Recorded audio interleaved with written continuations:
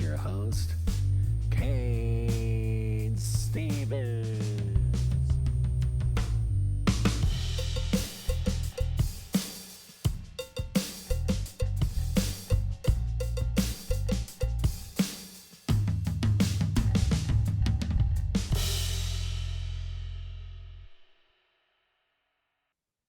All right, everybody, welcome back to the Cain Stevens Super Show. I am, oh, you guessed it, I'm Cain Stevens, and I'm unfortunately your host for the remainder of this show and many shows after, but you're not going to be disappointed by my guest. We've actually already had my guest on before.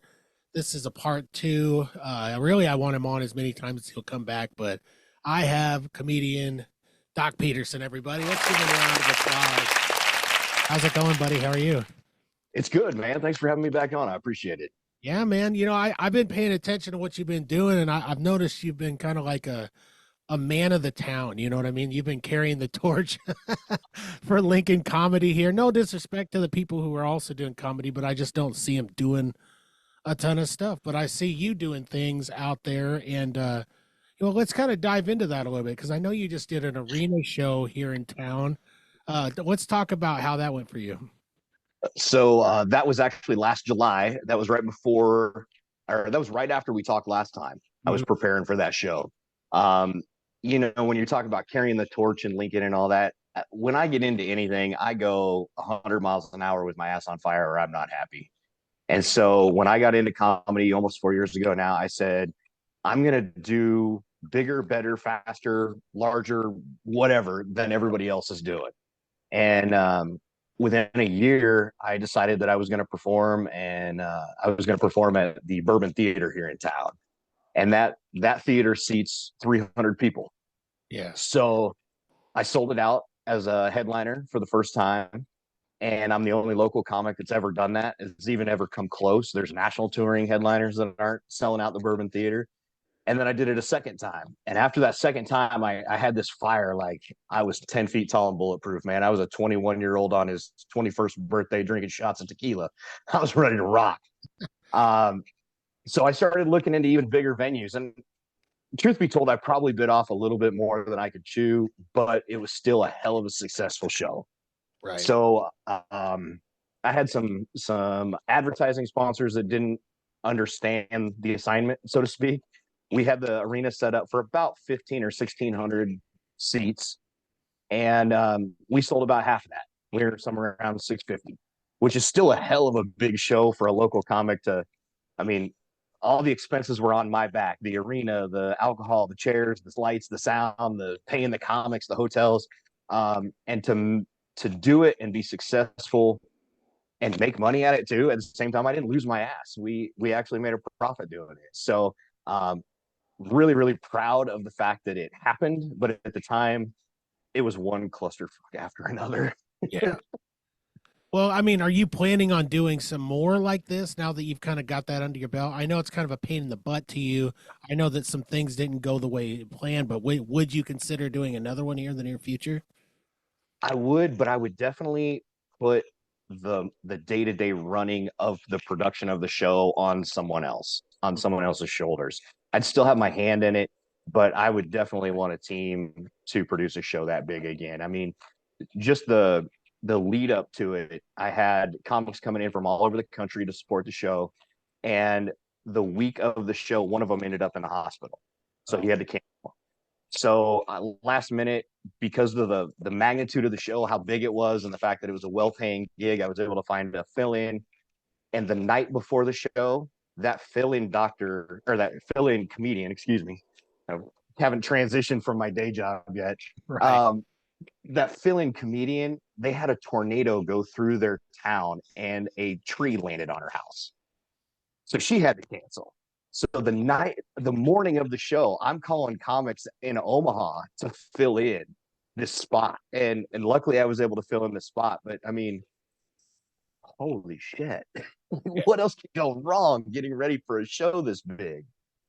Would I do it again? Probably, yeah. But I would definitely want a team of people helping to manage that side of it. So I could just perform, which is the fun part. Yeah, absolutely. I'm just still shocked like that.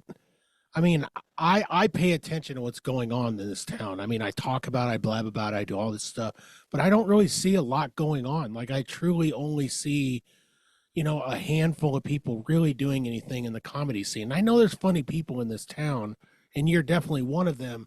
But I mean, where are people even going for open mics and all that stuff? Like, are people doing any of that around here?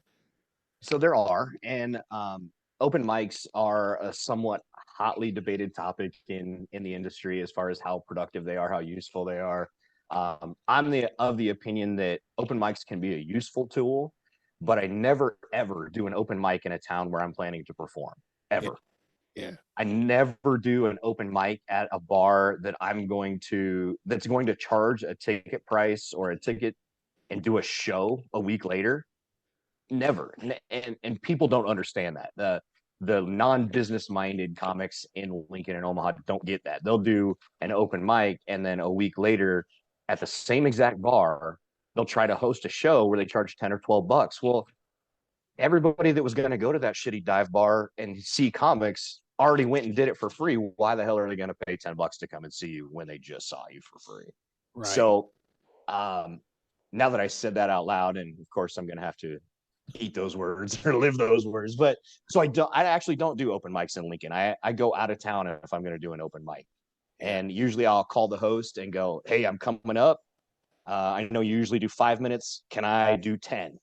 And if they're cool with it, then I'm going to do 10 because where I'm at in my performances and all of that, 5 minutes isn't going to cut it for me to practice. I have a full setup in my basement with a PA and lights and sound, and I can practice at home all day. If I want to do an open mic, it's because I want to get in front of a crowd. I want somebody to heckle me or ignore me or to me to try to work them into actually paying attention and laughing because no one pays attention at an open mic.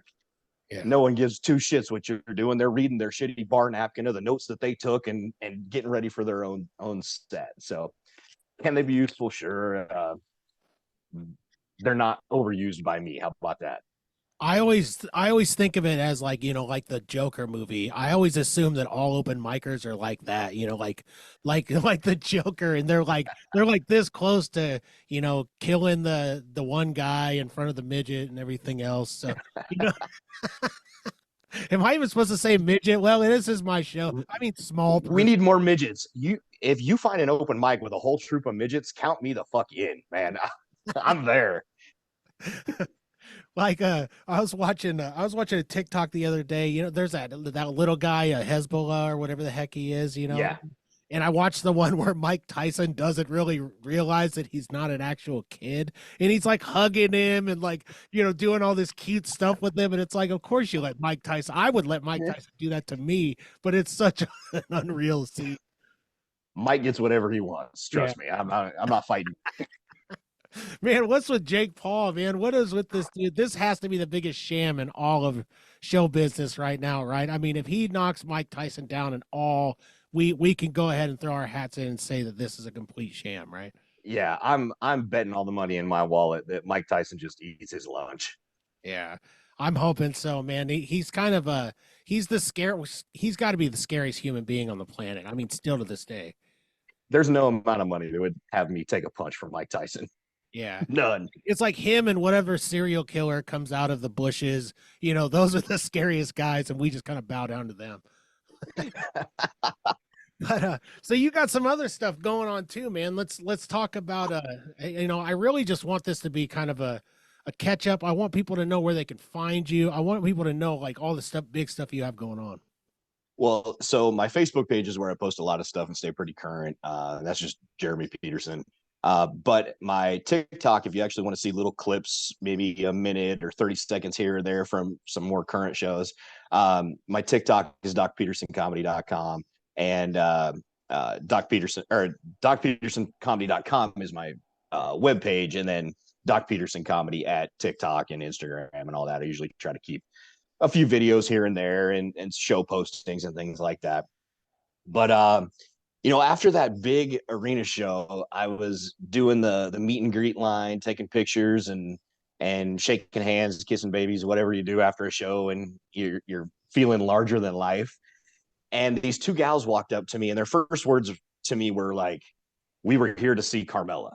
I'm like, okay, hug them and shake their hands anyway, and whatever. And then they just stood around for like 15 minutes talking my leg off. And I've always been of the opinion that you treat everyone the same, no matter what their opinion of you is, and of anything, because you never know where that might come back around. And um, a month later, it turned out that one of the lady's husbands was a screenplay writer. He writes movies, and they called me up at the office and said, we want to offer you a acting role in a movie that we're shooting next year.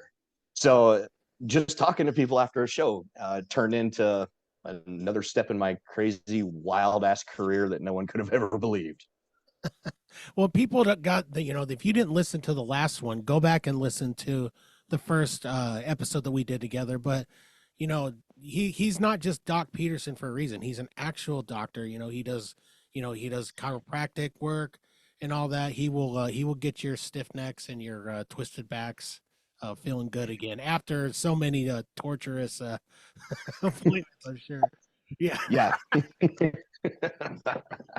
No, that's what people think is kind of weird, is that I've had patients who have known me I've been in practice for almost 20 years now, and they know me as one persona in the office. That's the 8 to 5. That's Dr. Jeremy Peterson. That's, crossing my T's and dotting my I's. And yeah, I wear jeans in the office and my Converse, and I'm a little more relaxed, but um, I'm still a doctor, and I still have to be professional in the office. And then they come and buy a ticket and see me on stage and go, oh, okay. They get a whole nother side of my persona. That's the guy we let handle us, you know what I mean? Yeah, yeah, yeah. And after some of the shit that comes out of my mouth, they just kind of go, hey, I whole watched different. some of those videos and they absolutely terrify me. Like the ones where they're like knocking the hump out of somebody's neck and all this stuff. Like, man, it's like I don't know. I know it's not that way. I know that what you guys do is a lot more I don't know, precise than that, but man, some of these people are just absolute butchers on these videos. I get videos sent to me every couple of days of some weird ass technique that's out there on the fringe, and of course it goes viral because that's nobody else's experience in a chiropractor's office. And I have to explain to them, like, yeah, that probably is a real technique, but no, I'm not going to do that. And no chiropractor in outside of a third world country is ever going to touch you that way. So, yeah. Like, is it true that you can spin somebody's head like 2.5 or 3 times before you can pull it off their body? Or is I don't know. That's something we should try. I don't know that you could go a full rotation. I mean, after like 3/4 of the way, you're dead anyway. So just keep twisting until it pops off. Well, like in the movies, they make it look so easy. Obviously, like the big like Asian henchman comes in, and he's got the suit on and the hat, and and he does the little neck thing real quick, and bam, he didn't spin it 3 times. He just did it real quick deal. Yeah, that it doesn't work that way. It doesn't work that way. You mean I Let's can't put believe everything in the movies? let's put it this way. So we all know that insurance is based off of risk, right? And my malpractice insurance, what I pay for malpractice insurance per year, is less than you pay to insure your car. Really? That's how little of a risk there is going to a chiropractor. Yeah. So I hate to break it to you. Yeah, no one's doing kung fu in my office or any shit like Well, just when you're not expecting it, though, that's when we're gonna send them in. They're gonna come get you finally. that. We'll get Ming, the evil henchman, to come in and show you what's really going on. So let's talk about, you're talking about this movie now. I know you probably can't divulge too much about it, but yeah, I mean, really, there's no coincidences in life, is there? I mean, like everything's kind of a stepping stone to something else. Like it's always been that way for me, and not to get too like, I mean, I have been talking to a lot of mediums and all these different types of people, and but they start to make me see that like everything kind of does line up in a way. And I'm not saying like all the terrible things that happen to you are obviously like the stepping stone moment or this but that being said, I mean that's an interesting thing. I mean these people came to see somebody else, or they claim they did, right? Yeah. And then Yeah. they're calling you at work to have you come be in their husband's movie. That's pretty cool. Yeah. So my receptionist is awesome about screening my calls and making sure that she's not putting me on with every Tom, Dick, and Harry that's trying to sell shit to an office person. So, but she comes back to my office and she goes, "There's somebody on the phone I think you might want to talk to, and if they're full of it, then my bad, you know." And I said, "Well, what's it about?" And she said, "It's about a movie." And I'm like, "What?" So I take the phone call, and the guy, he starts off right away, kind of tells me who he is, and that he is a transplant from California. He moved here because his kid was going to the university, and he's been doing these documentaries, and he's been doing some other film and some other writing, and his wife is a writer. And long story short, they wrote this screenplay, and they have a role that they think is perfect for me. And I'm still sitting in my chair going, this isn't even real. Like this is dumb. This isn't even going to happen. But they came to my office. They gave me the script. They interviewed me 2 or 3 different times on the phone and in person. And they said, "Yeah, well, we want you to be in a co-starring role in this movie." And I'm like, I haven't acted since middle school drama class when I was just the fat kid that got laughs, and that was it. Right. and and I never did it again. But the more I talk to him, it seemed like a cool idea. It's something that I think is going to be right up your alley because it's loosely based on a true story. It's not a typical role for a comic or a chiropractor or anything like that. It's based on a haunted restaurant right here in Nebraska. Wow. And yeah, so I can't tell you too much else about it, but it's going to star all Nebraska actors. The cinematographer and videographer and all that are flying in from LA to shoot this film. It's a relatively low budget film when we look at like the $100 million Titanic movies and crap like that. But $1 million is not a small amount of money to me to throw around, and that's what the budget is on this one. So um, they're gonna have a pretty intense shooting schedule over the summer, and I'm excited. I'm excited to see where it takes me and what it holds, if anything. Man, that's exciting. I want to put my myself in the hat too. If they need like a chubby podcast host that talks about paranormal with glasses, I'm honestly the guy for the job. Awesome. I'll tell them that I have extras lined up, and we'll see where it goes. Absolutely. Man, that's just for a local talent like yourself, and you're not just local. I mean, you've done work at other places, but I'm just saying for the Lincoln area, and and for us here, I mean that's a massive thing all around. Like I love seeing people succeed here, where it's kind of the opposite for others. Others around here, they hate seeing others succeed in the local scene, and I hate Right. that, right? Yeah. Yeah, there's some other movie makers in Omaha, and I like kind of watching them from afar. I've never been asked to be a part of any of their movies, but if they get national distribution, I think that'd be really awesome. Yeah. The distribution deals for this movie are already in place, so I'm super excited to see where this one goes. And yeah, Has that always been your dream, or has that never been your dream? Did you ever think no, that you would be acting in anything? no, for like 2 weeks when I was a chubby 13-year-old in drama class, I thought I could be on stage somewhere. But after the middle school play, um, yeah, I tried out for some stuff at the community playhouse, and I never even got a call back to be like a prop person, that works behind the scenes. They had no interest in me at all. So no, I never walked around going, I'm gonna be a movie star, I'm gonna be in a movie, or I'm gonna be a comic on stage. Again, that was never a thing either. So all of this is just steamrolled from one open mic to one comedy contest to my first show to headlining across the country, like you said. That- That's what it is, man. You've been using all those opportunities to your advantage, and people are taking notice, and that's the key there. What else do you got going on? I mean, do you have any more comedy shows coming up that we can talk about? Yeah, so I just got a new contract for a bi-monthly show in Omaha. It is at a brand new club called Crush with a K. It's in the old arcade bar, retro arcade bar that's down on Howard Street in Omaha. They gutted it, they remodeled it, they put a stage in. They revamped the menu, all kinds of stuff. And a booking agent called me and wanted me to start producing shows there for her and asked me to headline the first night, which is going to be grand opening weekend, May 10th. And I'm bringing in comics from Pennsylvania, from Denver. I have a host from Omaha that's going to take care of the hosting duties that night. And then on the shows after that, I plan to just host them. I'll vet and hire all the comics. And the kind of showcase of the show, or the ideal of the show, is that I'm going to bring in 3 comics to share the headlining spot. They're all going to do a 30-minute set. I'm going to have 2 from out of state and hopefully 1 local from either Omaha or Lincoln on each show. That's my goal anyway. We'll see how that turns out. But my whole goal in producing shows is that when you walk away from a Doc Peterson comedy show, that you feel that you got your $10 or $15 worth.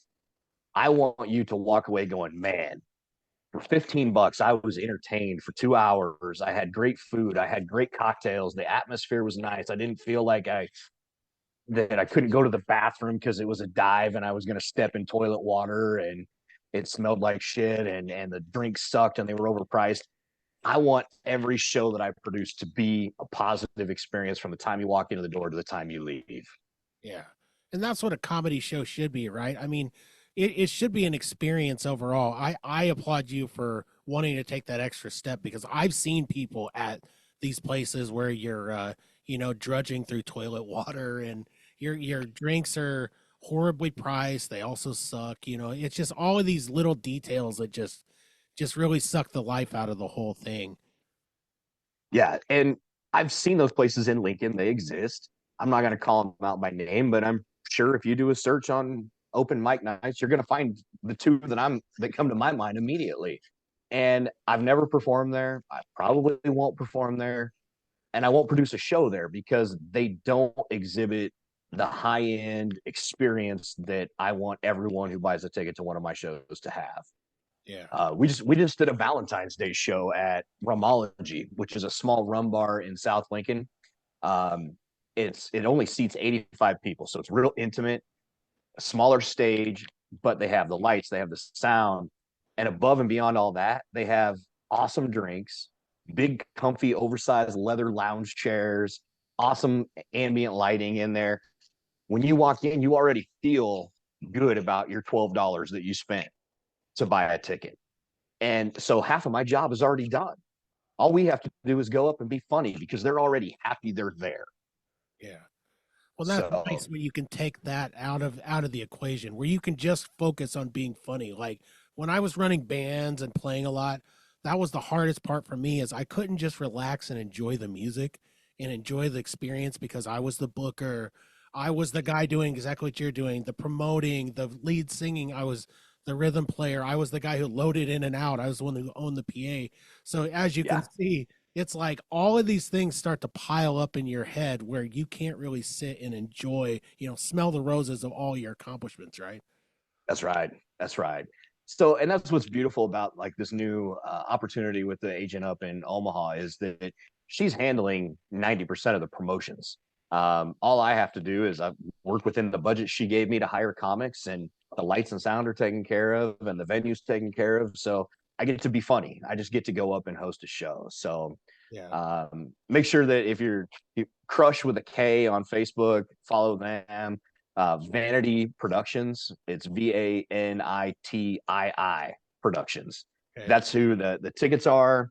I'm really excited about working with this one. I've worked with some other booking agents in the past that have had up and down experiences, to say the least. And so far, I'm really excited with working with Kim at Vanity Productions, and I'm looking forward to a good run of shows over there. Well, we're running into about halfway in the show here, so this is the portion of the show where I have to take a pause and talk about my sponsors. So we're gonna take ourselves a little potty drink break for a second, and we will be back right after this little elegant Sasquatch commercial.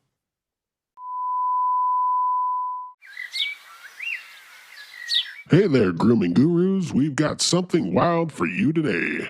That's right, folks. Get ready to tame the untamed with products that redefine the beard game. Introducing the Elegant Sasquatch Grooming Company.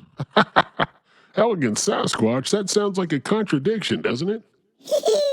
Well, grooming should be an adventure, my friend, and with these products, you'll embark on a journey to the grooming wilderness. So, what makes the Elegant Sasquatch so unique? It's all about taking your beard from beastly to beautifully wild. Picture this, you wake up and your beard looks like it just got back from a spa day. That's the magic of their high-end beard balms. Spa day for the beard? Sign me up.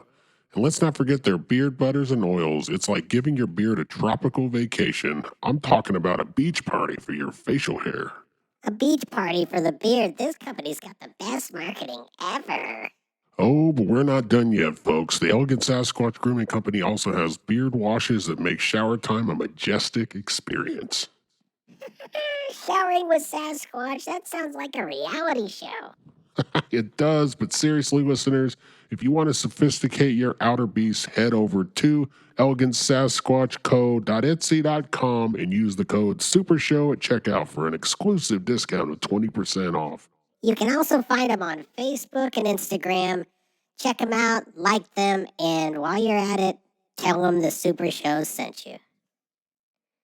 All right, everybody, we're back from our break. I hope you guys enjoyed the Elegant Sasquatch commercial. All you nasty egg bearded guys out there, get the elegant. Yeah, I don't know. That one doesn't look egg filled and completely disgusting. I mean, you probably wouldn't let me, but I'd run my hand through it for a second just to check it out.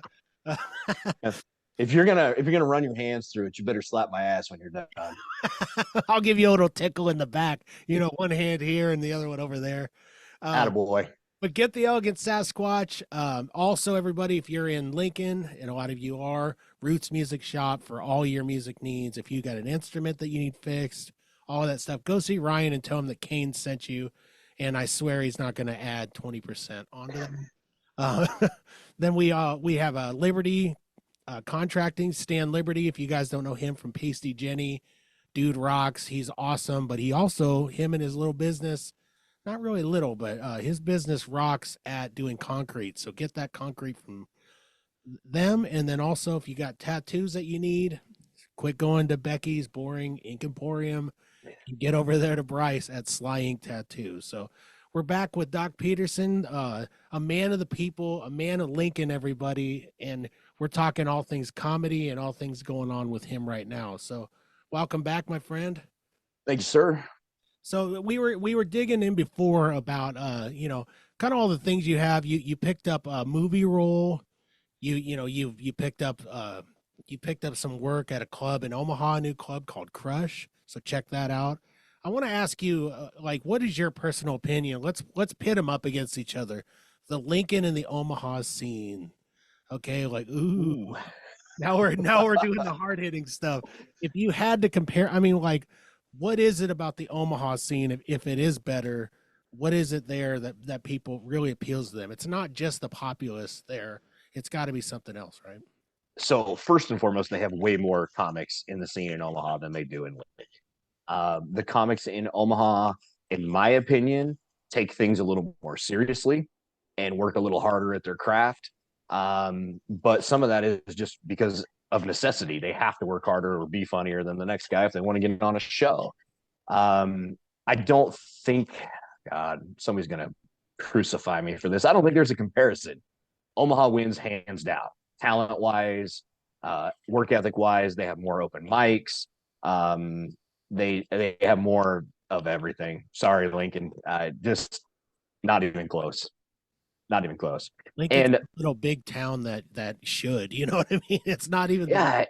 And the people who support entertainment in general, and I'm not just talking comedy, any form of entertainment that you can think of, Omaha is an easier sell for a ticket than Lincoln is in anything other than football and volleyball.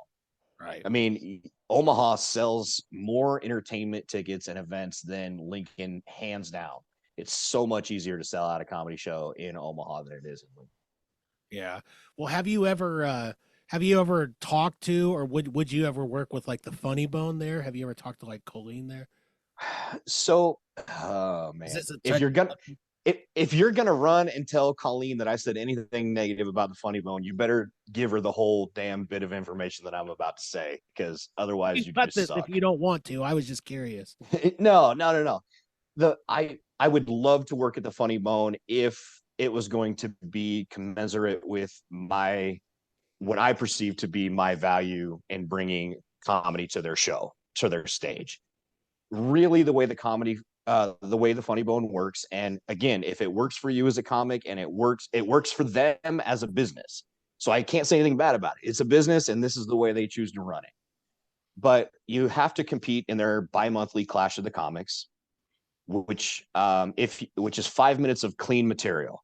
And I'm not a shock comic, I'm not a dirty comic, I'm not a triple X comic, but I don't do what they call network clean either. It's very hard to do. I think it's the hardest thing in comedy to do personally. So you have to do 5 minutes of network clean material. If you win the Clash, you don't win anything other than the title, but you do it for free. So I drive an hour there, drive an hour back, and it's 3 hour long show or 2 hour long show that I'm giving up my time to do. If you win, then they give you the opportunity to host on maybe like a Tuesday or Thursday night for some C-level comic that they've got coming through. And you're expected to hand out tickets. And if you get people to come to the show for free, they still have to buy 2 drinks or a drink and an appetizer or something like that. So, 2 tickets are going to cost you $40 minimum just to walk in the Funny Bone. And if you hand out enough tickets and you don't suck at hosting, they might give you more opportunities down the road, but they don't pay locals anything at all, what they're worth. I mean, maybe 30, 40, $50. And you as an entertainer know this phrase all too well. Exposure. They're going to pay you an exposure. We're going to put you in front of 300 people, and you're going to have Joe Blow comic who's going to headline the night, and you're going to be in front of all 300 of his fans for 4 shows on Friday, or 2 shows on Friday and 2 shows on Saturday. And to me, you can still be in front of 300 people. I've proven that time and time again, and get paid well. You can do both. You can get exposure and get paid well. You don't have to choose one or the other. And so again, for me, I'm not going to go that route, but I know plenty have, and I know plenty of people. I know a couple that have gotten some further opportunities because of their opening duties at the Funny Bone. Not many, but a couple. And that's a route that they want to go. So good for them. I can't fault them. So again, if you're going to run off and you're going to talk shit about me to the Funny Bone and Colleen, give them the whole thing. It works for them. I love it that it works for them. I still support them. I still buy tickets when comics come through that I like. Yeah. There you go. I mean, it is a great venue. It is fun to be able to have a place to go watch comics, that come through like that in kind of a more intimate setting. It kind of sounds very similar to, like, I was listening to, I think it was Bertcast or something, and he was talking to Pauly Shore about how they used to do things at the Comedy Store with Mitzi Shore. And it sounds like it sounds in a small way kind of similar. Like, you got to kind of like pay your dues to get in here, and you got to sweep the floors and do all this ridiculous stuff before you can get yourself up there, like, on a constant basis. And it really is. And again, I'm not putting it down. It's just the way that their business model, and it's the way that they choose to do it. But you're right. And to me, it's eerily similar to, in the industry, which is not looked upon favorably, what they call bringer shows, where you got to bring X number of people and prove that you brought this many people to your show before you're ever going to see a dime. And it's the same principle. And in our industry, it's really frowned upon. And I feel that it's almost the same thing. Yeah. I feel it because I've done, if you really want to be honest about it, when I'm headlining, those are bringer shows because I'm the one that's producing it. I'm the one starring in it. I'm the one selling all the tickets. I'm the one paying for all the advertising. So that's my own damn bringer show. And I've said it time and time again, if you don't promote the shows that you're on, then I'll never hire you again. Because if you can't bring a crowd, what value did you bring to my show? Right. Well, here's a question for you. I mean, I've always been a person with no resources, right? I mean, like, I've made money. I used to make good money as an electrician. I worked really hard to get where I was, but I had no resources. No one backing me or in my corner. How does a young comic, let's talk to young comics now who want to try this. Okay. Okay. You've got some good material, but you have no idea what you're doing. You have no resources, no money, no anything. What can you do to get yourself there? Aside from just going to open mics and being funny, what could you do to get your butt out there and show people your talent? So the networking in that case is key. You have to be able to talk to other comics, develop some relationships, and you're going to be told no 100 times to every time that you're told yes. And so do your open mic set and talk to the comics, find out who the comics are that book shows and produce shows. I don't care if they book them in those seedy little dive bars that I don't perform in. If that's the way you need to go to get started, then do it. But immediately make an impact on those shows by proving that you can promote it by sharing flyers on Facebook. That costs exactly $0. You can send emails to everybody. You can text everybody in your phone. You can use Snapchat, TikTok, all that. It's free. So tag every single one of your friends, send them a personal invite and go, hey, I'm at the Joe Blow Diner and there's only 27 seats for this comedy show. And I want you to be one of those seats. Trust me, if you show up to a dive bar that has 50 seats and 25 of them are there to see you, I guarantee you're going to get booked again. Yeah. Guaranteed. Guaranteed. Absolutely. I mean, the proof would be in the pudding, with that type of deal. It's the same with being a musician. I mean, like in cover bands, I know I make that comparison a lot because I'm not a comedian, right? Yeah.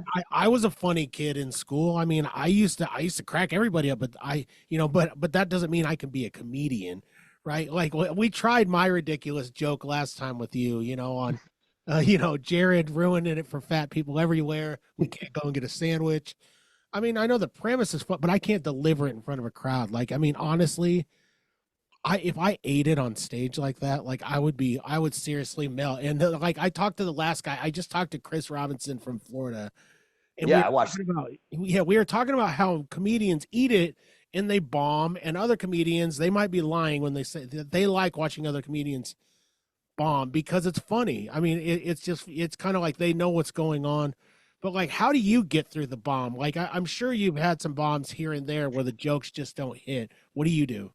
Well, and it's crowd dependent too. And that's what I was saying, going back to the young comics getting 25 people there to see you, you're automatically going to do better because those 25 people are going to laugh because they know you, and it's going to build your confidence and you're going to get better at it.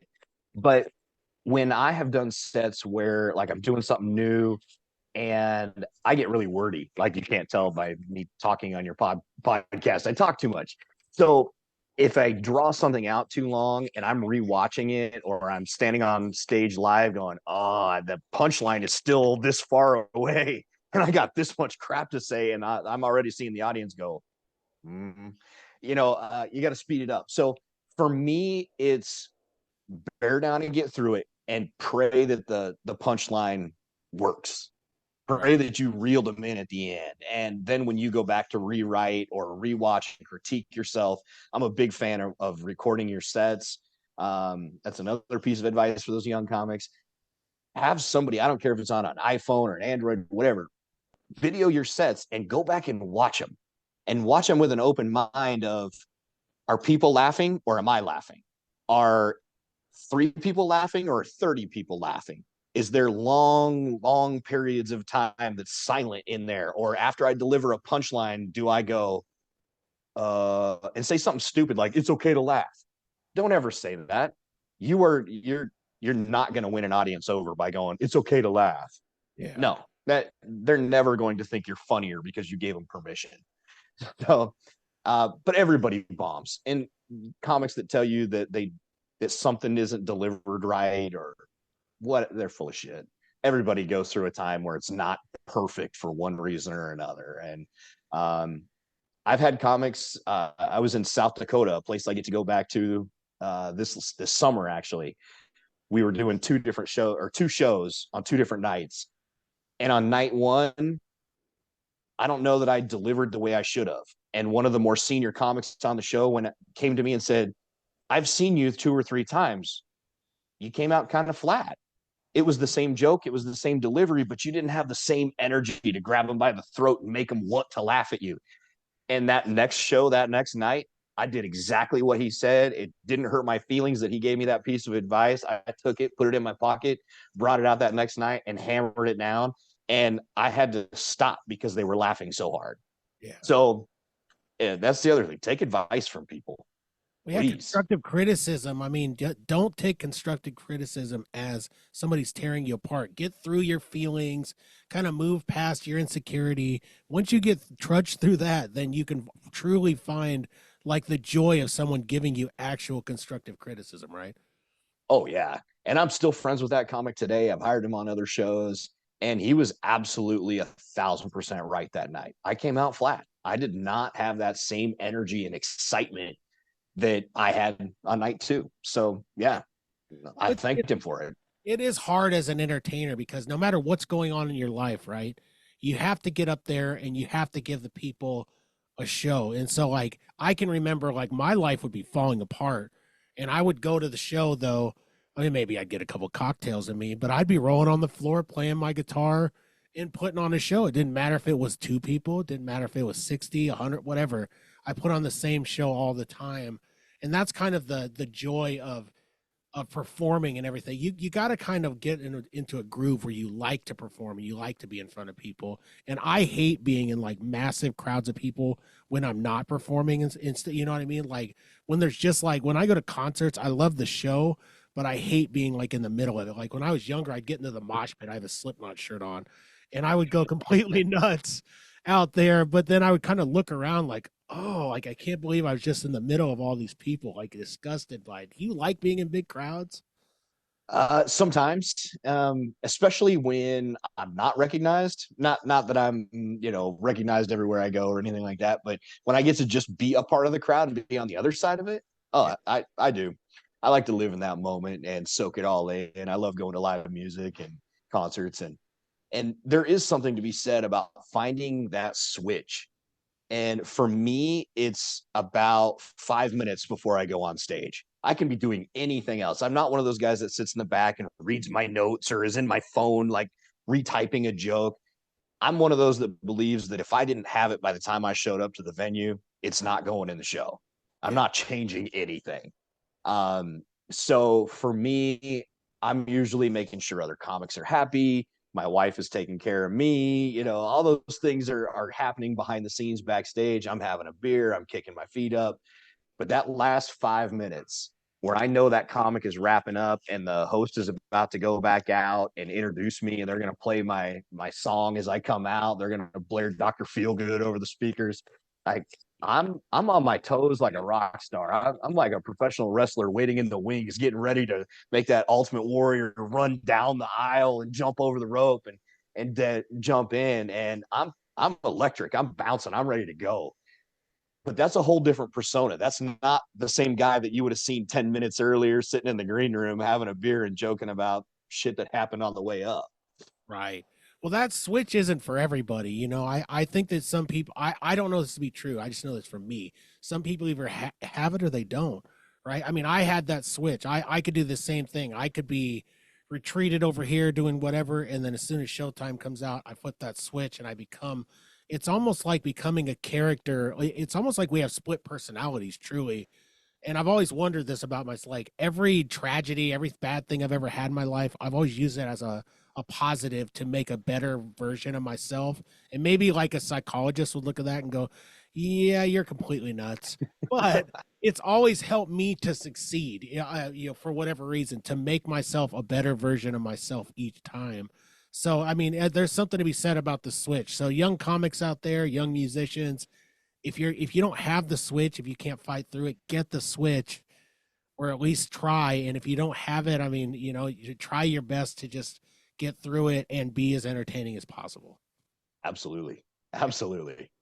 So you had mentioned to me something. I don't know if I can say anything about this. Or were you doing some voiceover work too? Can we talk about any of that? Yeah. So what I can say is I do voice acting for some syndicated radio shows all across the country. Big major markets from San Francisco and New York. I'm on a call next Tuesday out of San Francisco again. I'm not really supposed to say what I do yet or ruin the surprise for everybody, because apparently last time I talked too much, told everybody too much about it. But yeah, when you hear people on the radio, a lot of times it's an actor. How about that? Yeah. No, that's great, man. I mean, if that's all you can divulge, I mean, that's still something. I was talking, I was talking to Chris Robinson about like Opie and Anthony and all that type of stuff. I mean, are you a big fan of like radio shows of that type of genre, like Howard Stern and all that? I watched them when I was younger. I thought they were entertaining. I get that. I think those are fun. Yeah, Just like doing a podcast. I have fun doing interviews and podcasts. Some people, it's not for everybody. I would never do a Zoom comedy show ever, right. ever. Don't ask. I'm not going to do it. The answer is no, but hell no. But talking and having a dialogue with somebody and not having a script and it's all improv off the tip of your tongue, I'm for it. Yeah. Well, he turned me on to, Patrice O'Neill was so funny in his own way. He tackled racism, like he hit it so hard, like it just pissed people off. But he actually turned me on to a Spotify where you can go back and they have like archived like all of his appearances on Opie and Anthony, Jim Norton, all these guys are, and man, it's just, it is, I'm completely hooked on this. And it's so ridiculous because I'm listening to shows that happened in the early 2000s as if it's happening now, and I'm giggling like a little schoolgirl everywhere I go. Yeah. But man, Those are great. oh, it is. And like, people calling in, the racists calling in and getting all pissed off because of all the stuff that Patrice said is just like pure gold. It's too bad the guy's gone, because I wonder like how he would have transcended and gotten even better over the years.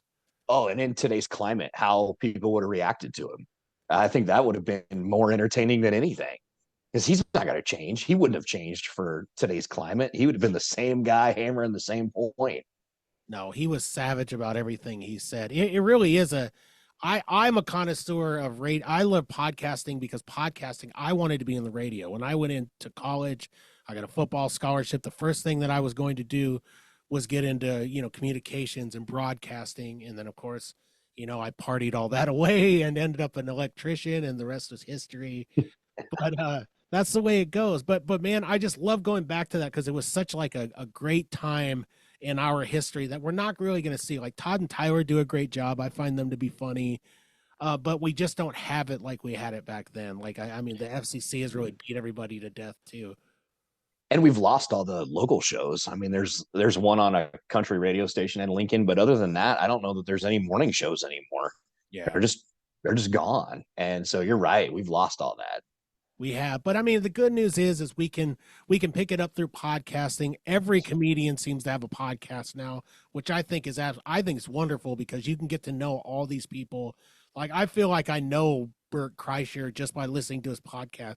Listening to Christina and Tom, on the Mhm. Your Mom's House podcast. I mean, you feel like you know these people, and you really get to see how dark their sense of humor is. And I love it, man. I can't get enough of it. So I've been approached a handful of times about doing my own, and for me, I kind of like going on everybody else's show and talking and then being done with it. So it's one less thing that I have to prepare for and produce and get ready and book other talent on and all that. So for the time being, I'm gonna not throw my hat in the ring about doing my own podcast, and hopefully people listen to me on everybody else's. Well, if you do decide to get in, I mean, I also produce people's podcasts. I would love to help you, man. Just reach out to me whenever you want. And, we can play music. We can do all sorts of stuff for your podcast. We'll get you going. Sweet. We might, maybe. How about that? We'll leave it as maybe. Maybe is always good. Like when you ask your mom and dad, like, can I stay at Johnny's house tonight? Give you a maybe. Usually for me, it was like, yeah, they're gonna do it. They're gonna say that. So I'm hoping this is true for you, man. The maybe at my house was like, keep bugging me and I'm probably going to say yes. Yeah. But right now, if I had to give you an answer, the answer would be no. That's how it was at my house. So, maybe if you bug me 57 more times, I might do a quick run of podcast. Or if you bug me enough times, I'm gonna hit you with a broom handle. It depends. There's that too. Yeah. So have you had any, we are in the second half of the show. Have you had any paranormal happenings since the last time I talked to you? I think I sent you a guest, Joni, right? She That's right. does You did send Joni. That's correct. Yeah. If she, tarot card reader. Yeah. I'd love to have her Um, back. She was a great guest. I appreciate you having her on. I hope she enjoyed the show. Sent yeah. Yeah. So I sent her over to you. I know that she does tarot card readings. I haven't had any major things, but with investigating this movie role that we have coming up, I've looked more into the hauntings in this restaurant, and there's some hauntings tied into a high school in the same city. So I've been studying that a little bit, and yeah, I'm all in. I'm open to it. How about that? I know at one time, the guy that did the documentary series on the Omaha comedy scene that I was featured in, he wanted to do a show with me where I went out and kind of tried different adventures. There was one on the Discovery Channel with that guy named Josh. He wore the stupid hat and had the red beard. And they would go out and he would just try random shit, or he'd dig up random things looking for buried treasure or haunted stories. He wanted to do something similar like that with me and take me out to those haunted mansions out in Iowa where they had like the insane asylum and make me stay overnight and then like get my true reactions. And I'm like, I hope this is an R-rated podcast, because if some ghost comes up behind me, I'm gonna shit my pants, and we're all gonna we're all gonna have a good time here. So, and I don't want you to edit that out, because what's funnier than the host crapping himself? Yeah, exactly. Well, I am planning an overnight here real soon at the Villisca Axe Murder House. So, I'll give you an open invitation to be one of the people in the middle of that if you want to go. Awesome, awesome. As long as you don't judge me too much if I scream like a 13-year-old girl, I'll take you up on it. Not at all. I've strangely found that as much of a scaredy cat as I am when it comes to hauntings, and I'm actually like ridiculously calm and actually go running towards the craziest stuff. And everybody's like, they're always, I remember this one girl saying something about, yeah, it was like he was fearless, but like inside I was like terrified. But for my morbid curiosity pushes me like so far forward that I just don't have any real like scared bone in me, I guess. I'm in. Sign me up. Yeah, well, hey man, I am looking for people on that. I hope to talk to. I'm going to do a day trip here next week. I see that they've done some different things. Have you ever like have you watched documentaries of the Villisca Axe Murder House? Well, yeah, and in addition to that, like when we were younger, we got that book of Ghosts in Lincoln. I think we may have even talked about that last time. And we went to all the places that were in there, and I was the guy with the book going, okay, we're on the right street corner, we're looking in the right direction, and the gust of wind comes and the girls go running backwards, and I'm like, no, this is where we're supposed to be, man. This is it. And so I haven't looked too much into the Axe Murder House, but I will now. You should, man. It's got such a crazy history. I mean, it could be. I don't think so because I'm an investigator. I've had things happen that I can't explain there. But just for the regular person, I guess, who would go there, just the fact that so many people got murdered in the house at one time and they never really caught the killer. Like they had people who they had kind of fingered, as this guy's the one that did it or this guy. They never really got them like, accused of it. So I mean that alone leaves not like the killer's still around. I mean, what would they be? 400 years old. But I it's a cool house, man. It's I would say anybody who goes there, they most likely will have some sort of feeling or some sort of thing happen there. That's my opinion. Well, I'll definitely have a feeling, and I'll share it with you. Yeah. Even if it's a crap down. Well, I really don't. I know we don't have a lot of time left on the show here. I know people. I've been talking to people, and I've been pushing it so far. I mean, some shows I've been pushing it as far as like an hour and a half, and all that. And I don't want to do that too much. I don't want to take up too much of your time because I know you're a busy guy. But please, if you have anything you want to promote right now, please, within the next, I would say within the month, I should have this one out at the very latest. Awesome. Well, hopefully you have it out before May 10th. That's the first inaugural show up there at Crush in Omaha. Again, you can follow me on docpetersoncomedy.com. You can follow me on TikTok at Doc Peterson Comedy, even my Facebook page, just Jeremy Peterson. But yeah, reach out if you ever have any questions about where I'm performing next, everywhere from Seattle to Denver to Rapid City, Iowa, Kansas, Missouri, Nebraska. I'm there this summer. So come see me and let's laugh. Let's have a good time. Awesome, man. I really do want to thank you for coming back on the show. You come on anytime, man. Just get a hold of me whenever you have stuff going on. We'll get you on. You're kind of my, you're my local comedy guy, and I really do appreciate it because you're actually very good at it too. And I love talking to you. So thank you for being on the show. I appreciate it. When you're ready to do the Axe Murder House, let's go have a feeling together. All right, man. The feelings are good, right? Good or bad. All right. Well, you take care, man, and I will talk to you soon. All right. Sounds great, man. Thanks for having me on.